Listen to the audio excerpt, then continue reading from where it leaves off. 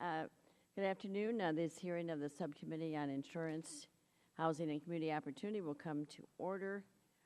We will have begin with opening statements. I apologize for keeping all of you waiting. I really didn't think that we were going to have 18 votes, so it did take quite a bit of time. So I will start and recognize myself for 3 minutes. Good afternoon, and thank you for attending this hearing.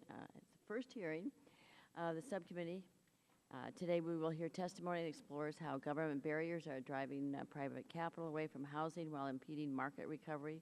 We'll also examine options for promoting long-term stability in housing and moving toward a housing market that is financed by the private sector.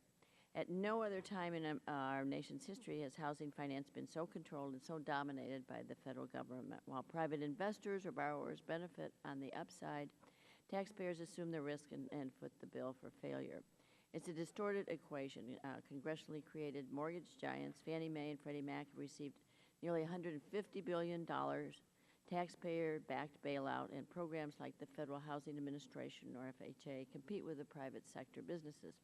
In fact, according to HUB's website, FHA is the largest insurer of mortgages in the world, insuring over 34 million properties and over 47,000 multifamily projects. This is since the inception since 1934.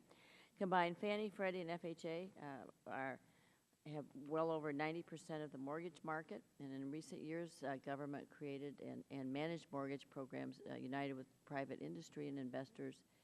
They loosened underwriting standards and offered borrowers risky but low-cost loans, and all with a government guarantee.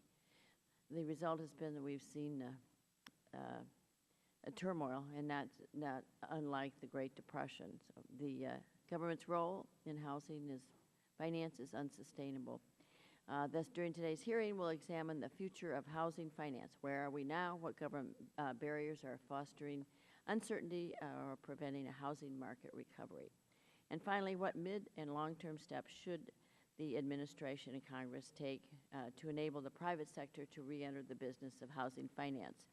Housing is one of the most important cornerstones of our economy. We must get it right, and I look forward to working with my colleagues on reforms to facilitate the private sector and reentry, eliminate the taxpayers' risk, and generate a vibrant housing finance system that serves credit-worthy Americans. So I welcome today's witnesses, and now call on the ranking member, Representative Judy Biggert, for 4 minutes.